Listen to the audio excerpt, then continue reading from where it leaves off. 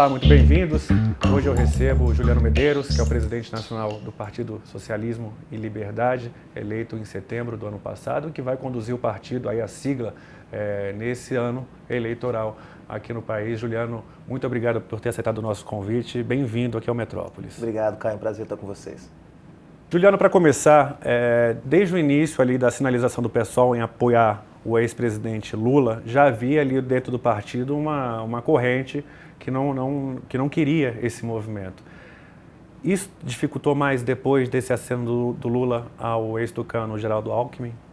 Caio, de fato, a decisão de não ter uma candidatura própria ainda não está tomada, mas ela é uma decisão complexa. O pessoal teve candidatura própria em todas as eleições presidenciais, em 2006 com a Heloísa Helena, em 2010 com o Plínio de Arruda Sampaio, em 2014 com a Luciana Genro, em 2018 com o Guilherme Boulos. E optar por não ter um candidato que defenda 100% do nosso programa, das nossas ideias no debate eleitoral, é uma decisão delicada.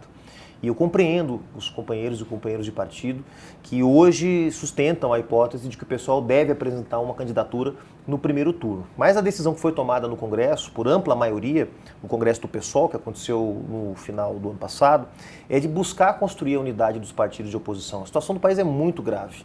É uma situação que envolve não só uma crise econômica profunda, que jogou 19 milhões de brasileiros e brasileiras para viverem abaixo da linha da pobreza, com inflação, com a volta da fome, mas também a falta de perspectivas que se tem, né, se não houver uma unidade das forças de esquerda para enfrentar essa crise. É claro que para nós o ideal é uma coalizão das forças de esquerda, é isso que o pessoal defende, que se reúnam numa mesma frente o PCdoB, o PT, o PSB, o próprio PSOL, a Rede, até mesmo o PDT, se não quisesse levar a candidatura do ex-ministro Ciro Gomes até o final, que é absolutamente legítimo do meu ponto de vista, mas unir essas forças. E não vejo muita coerência para quem quer viabilizar um programa de esquerda para reconstruir o Brasil, colocar como vice um candidato que é corresponsável pela crise que nós vivemos. O Geraldo Alckmin, ao apoiar a agenda que foi implementada no Brasil depois do impeachment da Dilma pelo Michel Temer e nos primeiros anos de Jair Bolsonaro, a reforma da Previdência e outras medidas, realmente se choca com o que seriam as propostas de uma frente de esquerda. Essa possível candidatura do Alckmin a vice de Lula vai pesar na decisão do PSOL? Sem dúvida, é um dos elementos que a gente vai considerar, não vai ser o único, obviamente. Nós vamos também abrir um processo de negociações com o PT nas próximas semanas, principalmente considerando aspectos programáticos, ou seja, quais são as propostas que essa frente vai defender, no que diz respeito à economia, ampliação dos direitos sociais, combate às desigualdades, para o enfrentamento da crise que a gente está vivendo no país. Então, isso vai ser, do meu ponto de vista, muito importante, mas nós não vamos deixar de considerar também a composição da chapa, a relação dos partidos que compõem essa frente nos estados e outros temas que o pessoal eventualmente queira levar à mesa de negociações com a campanha do pré-candidato Lula. Num cenário de eventual apoio do pessoal à chapa petista, encabeçada pelo Lula, qual seria o candidato ideal para vice dele? Eu acho que, primeiro, é importante considerar que os vice-presidentes no Brasil passaram a ter um papel muito importante nos últimos anos, né? Nós tivemos só, desde o processo de redemocratização, já 2 presidentes que assumiram, Itamar Franco e o próprio Michel Temer, para não falar do caso do José Sarney e de outros casos na nossa história de vice-presidentes que assumiram. Ao todo, 8 vice-presidentes assumiram a efetividade do cargo e se tornaram presidentes da República. Então, em primeiro lugar, tem que ser alguém que tenha compromisso com o projeto de mudanças. Poderia ser uma liderança do PSOL, poderia ser uma liderança do PCdoB, do PSB, poderia ser uma pessoa da sociedade civil, né? Alguém vinculado, por exemplo, à luta pelo direito à saúde, pelo direito à educação, em defesa do meio ambiente, das populações indígenas. Poderia ser uma liderança, por que não, de um movimento social, né? Mas o importante para nós é que seja alguém comprometido com o projeto de mudanças, né? Eu acho que isso seria muito simbólico para mostrar que um eventual governo Lula, neste novo momento histórico que nós vivemos, estaria disposto a implementar um outro padrão de governabilidade, que não aquele padrão que foi exercido nos próprios governos do PT, de composições com os velhos partidos da direita brasileira, de abrir espaço no governo para que esses partidos pudessem compor ministérios. Esse padrão de governabilidade já não dá mais, Caio. O Brasil já não aguenta mais esse jogo da velha política. Então, eu acho que seria muito positivo se a gente pudesse fazer o debate sobre o papel do vice-presidente ou da vice-presidente numa chapa com Lula, que pudesse mudar um pouco também, dar um sinal de mudança em relação a essa forma de exercer a governabilidade. O ex-presidente Lula, de acordo com as pesquisas, ele é apontado aí como possível candidato a derrotar o bolsonarismo, que é a bandeira aí principal do pessoal hoje, que é justamente derrotar o Bolsonaro. Se Lula escolher Alckmin, o que vai pesar mais? A derrota de Bolsonaro ou a questão de Alckmin fazer parte desse campo que o pessoal refuta? Não há dúvida, Caio, para mim é uma contradição ter o Geraldo Alckmin como representante dessa coalizão na chapa presidencial como vice. Isso nós temos dito em todas as entrevistas, eu, o Guilherme Boulos, a nossa líder, a Thalília Petroni, outras lideranças do PSOL. Então, para nós realmente não seria coerente com o projeto de construção de uma frente das esquerdas. Mas, como eu disse, vai ser uma soma de fatores, né? Digamos que hoje o presidente Lula tem 45% em média nas pesquisas de intenção de voto. Digamos que o Lula chegue perto do momento de definição das chapas para a disputa presidencial numa situação mais apertada. Bom, isso obviamente aumentaria a nossa tolerância a contradições dessa natureza, como por exemplo a presença do Alckmin numa chapa, né? Não, digamos que o Lula ele está numa condição um pouco mais confortável do ponto de vista eleitoral. Bom, nesse caso a gente pode ser mais duro na negociação. Então vai ser aberto um processo de negociação com o PT. O vice é um dos temas que vai estar na mesa, né? Nós vamos apresentar essa nossa posição para o ex-presidente Lula, para os partidos que compõem esse arco de alianças que ele está construindo, mas fundamentalmente a gente quer travar um debate de programa. Eu acho muito ruim, Caio, e claro, isso não é responsabilidade da imprensa, que todo o debate em torno da candidatura do Lula seja centrada no tema do vice. Eu acho que o Lula tem que apresentar também suas propostas para o Brasil, tem que apresentar suas ideias sobre a mudança da política econômica, sobre como enfrentar a crise fiscal do Estado brasileiro, sobre como enfrentar as desigualdades sociais, como financiar o Estado a partir de uma lógica que não penalize os mais pobres. Eu sei que o Lula tem ideias sobre isso e acho que ele deve apresentá-las. Com isso, vai ter muito mais segurança para que partidos de esquerda como o PSOL, para que movimentos sociais possam estar ao lado dele lutando contra o Bolsonaro. Dentro dessa sua abordagem, então, quais são as bandeiras inegociáveis do PSOL para apoiar o Lula nesse contexto? Sem dúvida nenhuma, para nós é muito importante enfrentar as medidas que foram implementadas desde o impeachment contra Dilma Rousseff em 2016. Quero dizer, o teto de gastos que foi aprovado durante o governo Temer, a lei das terceirizações, a mudança do regime de exploração do pré-sal, do modelo de partilha para o modelo de concessão, temas como a reforma trabalhista, a reforma da Previdência. É claro que nós sabemos que o Lula, Caio, não vai ter poder para no dia 1º ou no dia 2 de janeiro assinar um decreto revogando essas medidas. Muitas delas são leis que foram aprovadas, emendas à Constituição Federal. Então são medidas que vão ter que ser apreciadas pelo Congresso. Mas a gente quer o compromisso do Lula de que ele vai estar ao lado daqueles que defendem a revogação ou pelo menos a revisão de boa parte dessas medidas. Além disso, é muito importante para nós que temas que historicamente foram deixados de lado pela esquerda mais tradicional sejam incorporados com centralidade no programa de governo, como por exemplo o tema ambiental. Quer dizer, não é possível pensar um país como o Brasil, plenamente integrado no sistema mundo, que não reconheça a gravidade da crise climática e que não coloque uma empresa pública, como por exemplo a Petrobras, para financiar medidas que permitam a transição energética. São algumas medidas que para nós tem que ter uma centralidade no programa de governo do Lula, tanto quanto democratizar instituições do Estado brasileiro, ampliar a transparência para não ter problemas que envolvam corrupção, qualquer problema dessa ordem. Então, nós vamos levar esses elementos para o debate com a candidatura do ex-presidente Lula. Tenho certeza que vai haver abertura para incorporar elementos que para nós são inegociáveis. Um dos movimentos atuais aí discutidos dentro do PSOL é aprovar a federação, ou seja, uma espécie de coligação com partidos aí um pouco mais próximos da ala ideológica para conseguir fazer bancadas maiores e, enfim, ter uma representatividade maior no Congresso depois das eleições. Quais os partidos o PSOL conseguiria conversar para, assim, por exemplo, tem um Randolfo Rodrigues, no Amapá, que é da rede, mas foi chamado para integrar a campanha do Lula. Como é que ficaria essa questão? O PSOL aprovou na sua executiva nacional a abertura de diálogo com 2 partidos. Foram os 2 partidos que formalmente requisitaram para o PSOL, digamos assim, a abertura de negociações para ver se é possível formar a federação. O PCdoB e a Rede Sustentabilidade. O PCdoB, ao mesmo tempo que dialoga com o PSOL, também dialoga com o PT, o PSB e o PV, que trabalham para construir uma outra federação, né? Então, há a hipótese do PCdoB avançar o diálogo conosco, mas também a gente sabe que, preferencialmente, o PCdoB trabalha com a hipótese de formar uma federação com esses grandes partidos de esquerda, como o PT e o PSB. No caso da Rede, a gente já tem conversas mais adiantadas, né? A Rede do senador Randolfo Rodrigues, da Marina Silva, de outras lideranças importantes. Agora está recebendo o deputado Túlio Gadelha, lá em Pernambuco também. E nós estamos no meio das negociações. As negociações envolvem o programa da federação, ou seja, quais são os princípios, as propostas dessa federação para enfrentar os problemas do país. Envolve também acordos eleitorais nos estados, obviamente. É preciso coadunar aí os interesses de cada um dos dois partidos, né?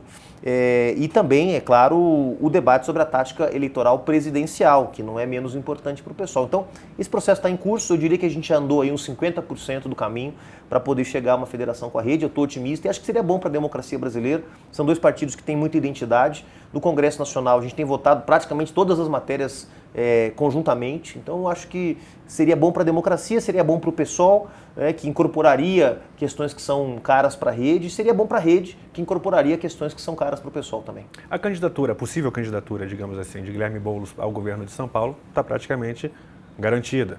Por outro lado, no Rio de Janeiro, o PSOL perdeu uma grande liderança, que foi o deputado Marcelo Freixo, que possivelmente também vai disputar ali o Palácio Guanabara. Qual a avaliação que você faz sobre essas movimentações dos nomes, das grandes lideranças do PSOL? A nossa orientação nos estados é que nós busquemos manter diálogo com a oposição, né? Os partidos de oposição de esquerda, como o próprio PT, o PCdoB, o PSB e outros. Claro que em alguns lugares esse diálogo hoje não é possível porque nós temos projetos diferentes. Por exemplo, há estados em que esses partidos governam em coalizões que envolvem partidos de direita, partidos que apoiaram o golpe ou até partidos da base do Bolsonaro. Bom, nesse caso o pessoal não tem nenhuma condição de construir unidade com esses partidos, mas em outros lugares é possível. O Rio de Janeiro é um bom exemplo. O Marcelo Freixo saiu do PSOL e está hoje no PSB. Ele está buscando construir uma frente com os partidos de esquerda, centro-esquerda, e mesmo tendo saído do PSOL, foi uma saída amistosa, mas como toda saída sempre deixa um mal-estar, isso é normal, isso é natural, a gente cogita no Rio de Janeiro a hipótese de apoiá-lo. Há um debate na direção do partido lá que leva em consideração o que é melhor para o Rio de Janeiro, né? E não há dúvida que para o Rio de Janeiro é muito melhor ter a vitória do Marcelo Freixo do que ter a vitória do Cláudio Castro, por exemplo, o governador bolsonarista. Então, há uma disposição do pessoal de conversar, de viabilizar a unidade sempre que houver base política para isso. O que eu chamo de base política, Caio? Confiança, trabalho conjunto, né? Cooperação nas assembleias legislativas, no combate aos governos aos quais nós nos opomos. Então, essa base política ela tem que estar colocada, senão vai ser um ajuntamento de partidos, de interesses eleitorais, e não é assim que o pessoal pensa a unidade. O atual prefeito do Rio de Janeiro, Eduardo Paes, tem sinalizado com simpatia a candidatura ao governo de Marcelo Freixo. Isso deixaria o pessoal desconfortável, estar no mesmo palanque que ele? Não, o Eduardo Paes pode votar ou apoiar quem quiser, mas não me parece que seja um aliado cujas posições, cujas propostas elas encontram amparo nos partidos de esquerda, né? Verdade seja dita, hoje o Eduardo Paes se move também de forma muito errática, né? Ele já fez sinalizações em relação à candidatura do Felipe Santa Cruz, presidente da OAB. Ele já fez sinalizações em relação à pré-candidatura do Rodrigo Neves, ex-prefeito de Niterói. Então o Eduardo Paes não sabe muito bem o que ele quer. Ele quer apoiar o Lula, mas ele quer ter boas relações com a direita no Rio de Janeiro. Acho que o Eduardo Paes, como bom malandro que é, podia definir o que quer da vida para poder tocar a sua tática no Rio de Janeiro sem causar tanta confusão. Na sua avaliação, para essa discussão que houve, se Boulos ia ser candidato, se não ia, agora a tendência é que vá, houve alguma negociação com esses partidos que estão alinhados com o PSOL? Olha, nesse local aqui você vai ser candidato, mas em tal local quem vai ser o candidato sou eu. Existe esse tipo de negociação nacional? Não, no nosso caso não existe, mas eu não vejo que isso seria um problema a priori. Ou seja, se você tem, como eu disse, base política, trânsito para construir entendimentos nos estados, eu não acho que isso seria um problema necessariamente. Mas não é muito bem assim que a gente costuma fazer. No caso de São Paulo, por exemplo, o diálogo da pré-candidatura do Guilherme Boulos envolve, nesse momento, o próprio PCdoB, o PDT e a Rede. Claro que com a Rede os debates estão muito mais adiantados por conta da federação, mas vamos pegar o exemplo do PDT. O PDT tem outro candidato a presidente, que é o Ciro Gomes. Provavelmente diria que quase 100% de certeza, o Ciro Gomes não será o nosso candidato à presidência da República. E mesmo assim, há um diálogo muito respeitoso com o PDT de São Paulo, buscando construir esses entendimentos. O PDT em nenhum momento nos pediu, em troca, o apoio do PSOL a um candidato deles em outro estado. Eu não veria isso como um ato, digamos assim, autoritário do PDT. Olha, a gente só apoia vocês se vocês nos apoiaram no estado A, B ou C. Eu acho que seria natural que eles fizessem isso, mas não fizeram. Não fizeram porque sabem que o PSOL firma suas alianças, constrói a sua unidade a partir de debates em cima de programas, de perspectivas comuns para o trabalho no governo e não a partir do tomar lá da cá ou da troca de apoios. No cenário que você deve estar acompanhando aqui do Distrito Federal, o atual governador Ibanez Rocha, que é do MDB, que declarou voto ao Bolsonaro, ele se colocou como candidato à reeleição e, por sua vez, os partidos de esquerda se ramificaram e cada um tem lançado a sua própria pré-candidatura. O seu partido, pessoal, lançou 2 pré-candidaturas. Como é que... Não está faltando diálogo em relação a esse campo ideológico? Certamente o melhor seria que houvesse condição para a unidade, mas como eu disse, a unidade ela não pode ser uma imposição, né? Eu não tenho dúvida que vai haver mais candidaturas de direita do que de esquerda no Distrito Federal. Até por conta das federações. Direita? Não há dúvida, não há dúvida. Mesmo no plano nacional, se nós olharmos no plano nacional, hoje nós temos 2 candidaturas colocadas da esquerda ou centro-esquerda, a do Ciro Gomes e a do Lula. Enquanto a direita está dividida entre o Bolsonaro, o Moro, o João Dória, a Simone Tebet, o senador Alessandro Vieira, ou seja, muito mais candidaturas de direita. Aqui no Distrito Federal, nós vamos ter provavelmente, eu diria, uma candidatura, caso se viabilize a federação, uma candidatura da federação PSOL Rede e uma candidatura da federação PT, PSB, PCdoB e PV. Eu acho muito difícil que tenha mais uma candidatura de partidos de esquerda aqui no DF. Então nós estamos falando de 2 candidaturas que podem, com respeito, com diálogo, manterem as pontes para eventualmente estarem juntas num segundo turno. Né? Claro que melhor seria que houvesse base para o entendimento aqui, mas não havendo, não há nenhum problema. O pessoal não apresentou ainda nenhuma candidatura, há 2 pré-candidatos que no debate interno do pessoal foram apresentados e o nosso presidente aqui, o Marivaldo, tem conduzido esse processo com muita tranquilidade para que dentro do debate franco, transparente, a militância do pessoal e os seus dirigentes possam escolher qual é o melhor nome para nos representar.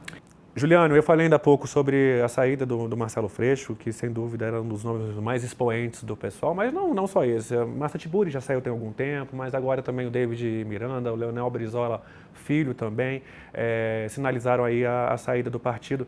Isso não demonstra um enfraquecimento, uma vez que não está havendo esse movimento inverso de pessoas novas ingressarem ao PSOL? Não, Caio, pelo contrário, nós temos crescido. Aliás, o PSOL é o partido que mais cresceu na esquerda na última década e em 2021 foi o único partido que teve mais entradas do que saídas, que mais ganhou filiados do que perdeu. Aliás, uma matéria que o próprio Metrópolis deu aí alguns meses atrás, muito interessante, muito completa. E no processo de crescimento do PSOL, nós temos produzido novas lideranças. Eu acho que isso é importante. É claro que a gente ficaria muito feliz se um deputado, uma deputada, viesse para o PSOL já com o seu mandato, já com a sua política consolidada. Né? Isso pode acontecer, a gente está tentando. A janela de transferências é aí no mês de março, final do mês de março, começo de abril. Mas para além de trazer lideranças já consolidadas, um partido político de esquerda tem que criar novas lideranças. E o pessoal tem feito isso. A vereadora mais votada da cidade de São Paulo, a Érica Hilton, uma nova liderança do movimento LGBT, mulher, trans, negra, e foi a vereadora mais votada, tem uma repercussão enorme hoje no debate público, especialmente sobre o tema dos direitos humanos. A Dani Portela foi a vereadora mais votada de Recife, também uma mulher negra que se afirma como uma nova liderança da política em Pernambuco. O Tarcísio, nosso companheiro Tarcísio Mota, foi o vereador mais votado do Rio de Janeiro, com mais de 90 mil votos, também consolidando seu nome como uma nova liderança. Eu acho que é muito importante ganhar lideranças novas, é muito importante, aliás, ganhar lideranças consolidadas, mas também criar lideranças novas. Eu acho que isso é positivo. E claro, qualquer partido hoje está sujeito a esse fenômeno, digamos assim, do troca-troca. Eu realmente lamento as saídas que aconteceram, algumas delas foram muito importantes para a gente, mas o pessoal segue firme e o nosso projeto está muito sólido. Alguma delas foi mais sofrida, digamos assim? Eu acho que eu destacaria uma delas que acho que levou em conta aspectos muito subjetivos, né, que é a do Jean. O Jean Willis é uma liderança muito querida para a militância do PSOL. O Jean tomou uma decisão muito difícil, que foi renunciar ao próprio mandato por conta do ambiente de violência política que se instalou no Brasil com a vitória do Bolsonaro, optou por ir embora, e acho que isso gerou um afastamento dele em relação ao PSOL, que acabou levando ele à sua desfiliação, embora tenha sido uma desfiliação amigável, mas eu gostaria que o Jean tivesse ficado, assim como o Marcelo também, que é um grande amigo até hoje, né? Uma liderança extraordinária de não só um grande peso eleitoral, mas também alguém que trouxe ideias novas para o debate das esquerdas, colocou o tema da segurança pública como um tema importante para a esquerda, que muitas vezes secundarizou essa agenda. São perdas que realmente a gente sente, mas mais do que sentir as perdas, claro, a gente tem que comemorar os novos nomes que têm surgido, que têm consolidado o nosso projeto de esquerda no Brasil. A gente está a poucos dias desse marco dos 4 anos do assassinato da vereadora Marielle Franco. O PSOL, sempre o que principalmente os aliados bolsonaristas falam sobre o atentado contra o presidente, insinuam a participação do PSOL. Esse clima hostil de atentado vai permanecer na sua avaliação nesse ano? Você sabe, Caio, que quando aconteceu o atentado contra o então candidato Jair Bolsonaro, imediatamente o pessoal se solidarizou, imediatamente o pessoal pediu que fosse investigado aquele atentado. Depois nós descobrimos que o sujeito tinha permanecido um par de anos filiado ao PSOL, ninguém sabe muito bem quando ele se filiou, nem quem o filiou no interior de Minas Gerais. E, obviamente, condenamos a violência política imediatamente. Você sabe que até hoje, nem o Bolsonaro, nem nenhum dos seus filhos que foram eleitos no Rio de Janeiro, o Flávio Bolsonaro, senador, e o Carlos Bolsonaro, vereador, se solidarizaram com o PSOL ou com a família da Marielle por aquele que é o mais grave ato de violência política dos últimos anos. Talvez desde Chico Mendes o Brasil não tivesse se deparado com o horror da violência política de forma tão escancarada. Uma vereadora, jovem, mulher, executada no centro do Rio de Janeiro. Talvez tenha sido um dos episódios, sem dúvida nenhuma, mais chocantes da violência política. Eu espero que não, espero que esse ambiente de hostilidade, de ódio, que especialmente a extrema-direita dissemina, que ele possa ser superado por um ambiente de diálogo, né, e de entendimento. É claro que o conflito, Caio, faz parte da política, o conflito faz parte, inclusive, do meu ponto de vista, da evolução das sociedades, né? Sem o conflito não haveriam os direitos trabalhistas, sem o conflito não haveriam as políticas de proteção ambiental, sem o conflito não haveria, muitas vezes, coisas que são positivas, né? Mas o conflito é uma coisa, outra coisa é naturalizar a violência política e o ódio como instrumentos de ação política. Isso é inaceitável. Sem dúvida, o crime contra a Marielle foi realmente dramático. Aliás, um abraço para a Aniele. Mas como que a gente percebe que outros nomes do PSOL no Brasil inteiro, vereadoras, o coletivo de vereadores, enfim, ainda essas ameaças continuam? O que o PSOL pode fazer para dar uma estrutura para esses nomes filiados, para ter essa segurança que é fundamental? Cara, a gente tem tomado algumas providências de segurança, são muitas ameaças. Recentemente ameaçaram a nossa vereadora Beni Brioli em Niterói, ameaça contra o nosso vereador Matheus Gomes em Porto Alegre. Todos os candidatos, aliás, todos parlamentares negros ou parlamentares negras, né? Então há uma política de ódio que é endereçada especificamente a um setor da sociedade, aos LGBTs, aos negros e às negras, às pessoas trans. Esse ódio político é um ódio político que não aceita ter essas pessoas ocupando espaços de poder, porque esses espaços de poder sempre foram ocupados historicamente por pessoas ricas, por homens brancos, em geral muito poderosos. Então, quando eles percebem que há também espaço na política para essas vozes que foram invisibilizadas historicamente, a resposta é sempre a violência política. Agora, eu acho que o mais importante, Caio, é não naturalizar esse processo. Ou seja, não é responsabilidade do PSOL acabar com a violência política contra os seus membros, contra os seus parlamentares. É responsabilidade das instituições brasileiras, da Polícia Federal, do Judiciário, do Ministério Público, ter ações enérgicas que possam conter essa escalada de violência. Porque se a gente naturaliza essa dinâmica e começa a alugar carro blindado para um parlamentar que foi ameaçado de morte, contratar o segurança para uma vereadora que foi ameaçada de morte, a gente está naturalizando essa violência e tomando providências administrativas, sendo que quem tem que agir mesmo são as instituições democráticas para colocar fim a esse ambiente, né? Não podemos naturalizar isso como se fosse algo normal da política. Recentemente, setores mais à esquerda, à esquerda que o PSOL, criticaram o apoio do seu partido a Gabriel Boric, que foi eleito presidente do Chile. Como é que você vê essas críticas? Assim, elas realmente são construtivas? Eu acho que é uma demonstração de miopia política. Cada um pode, claro, criticar quem quiser, criticar o governo que quiser, criticar o projeto que quiser. Mas eu acompanhei as eleições no Chile, tenho relações muito próximas com muitos dirigentes e agora membros do novo governo que vai ser empossado em março, né? Inclusive o ministro-chefe do gabinete presidencial, Giorgio Jackson, e outros com quem eu tenho uma relação pessoal, inclusive. E estou muito entusiasmado. Eu acho que pode ser uma grande experiência de uma nova geração de esquerda que chega ao poder, que coloca certos temas no centro da agenda da esquerda, além dos temas como trabalho, como democracia, como integração regional, como defesa da soberania nacional. São agendas históricas da esquerda. Todos os partidos de esquerda defendem isso. Mas a Frente Ampla e o Partido Comunista Chileno, que juntos formaram essa coalizão chamada Apruebo Dignidad, trazem junto desses temas mais tradicionais da esquerda a defesa do feminismo, a defesa dos direitos da natureza, né? Traz o tema da água, que no Chile é uma questão dramática, um país que não tem os mesmos recursos hídricos que o Brasil tem, o tema das riquezas naturais, o respeito às populações indígenas, que no Chile foram historicamente violentadas, assim como no Brasil. Então, acho muito interessante que a gente tenha uma esquerda nova, uma esquerda que não faz parte desse ciclo histórico que foi iniciado com os processos de redemocratização, que os respeita, que considera partidos como o PT, o Partido Socialista Chileno, a Frente Ampla Uruguaia, como instrumentos importantes que a esquerda latino-americana construiu, mas que é preciso dar um passo além e construir também uma agenda mais moderna, sem deixar de ser combativa, sem deixar de ser anti-neoliberal, anticapitalista. Eu estou muito entusiasmado com o governo do Boric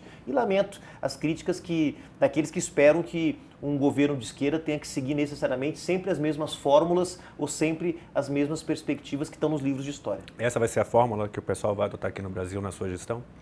Olha, eu estou olhando a experiência chilena com muito interesse. Acho que dali podem sair coisas muito inovadoras que podem inspirar o pessoal, sim, e outros partidos de esquerda. Mas vamos esperar o governo começar, né?